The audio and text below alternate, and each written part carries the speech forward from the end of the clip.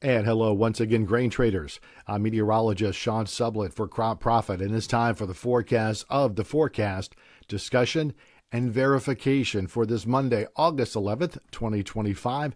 This is when we review our forecast of the forecast from Friday and see how it played out this Monday morning. So we take the clock back to Friday, and what we're looking at is the probability that the ECMWF ensemble mean from Friday would come in warmer or cooler on this Monday morning. And when we go back to Friday, we see this very dominant signal of high probability that the model would come in warmer than normal across the central and eastern Corn Belt all the way into the Appalachians and this other large area across Intermountain West.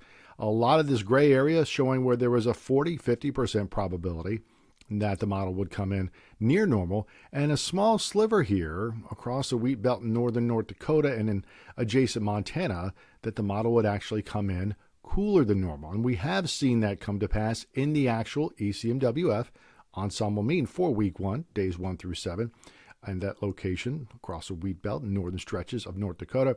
And our forecast of the forecast played out very well, doing a good job picking up on this idea that it is going to be warmer than normal by a fair bit, actually, as we go through the central, eastern Corn Belt back into the interior parts of the Northeast.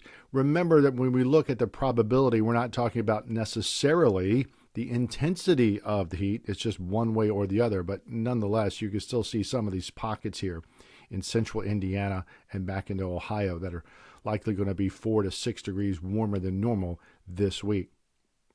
Then we go into week 2. Our forecast of the forecast from Friday really caught up on this very large signal in area, where it was 40, 50, some places 60% likelihood that the week 2 forecast of the ECMWF ensemble meaning days 8 to 14, would skew warmer than normal. Remember, the wider shades don't really meet that threshold of 40% likelihood or probability of the model going one way or the other.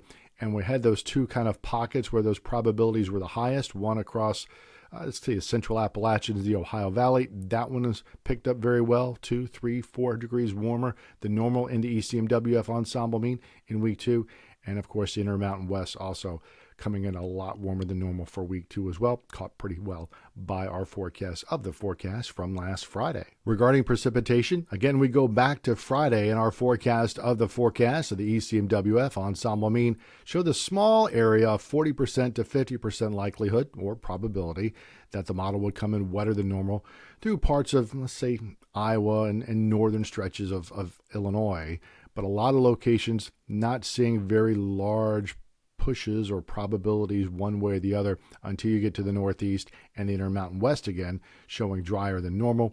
And when we look at the actual ECMWF ensemble mean from this morning, that drier than normal signature shows up very well in the Northeast, as well as back across the Intermountain West. And you do have a couple of these pockets where it is skewing a little bit wetter than normal this week in the ECMWF ensemble mean, more toward Minnesota, South Dakota, and this secondary area down across Missouri and into the northern stretches of Illinois.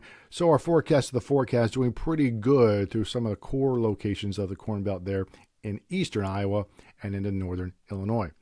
Into week 2, days 8 to 14, our forecast of the forecast showing this 40 to 50% probability of drier than normal conditions across the southern plains and into North Texas, but a lot of that absence of signal one way or the other.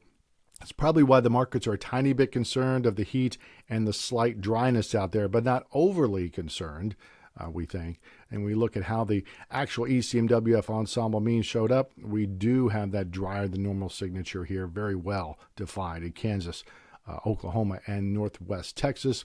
And elsewhere, the probabilities, the actual ECMWF ensemble mean doesn't skew very hard one way or the other, dry or wet, for most of the Corn Belt and down to the soybean belt.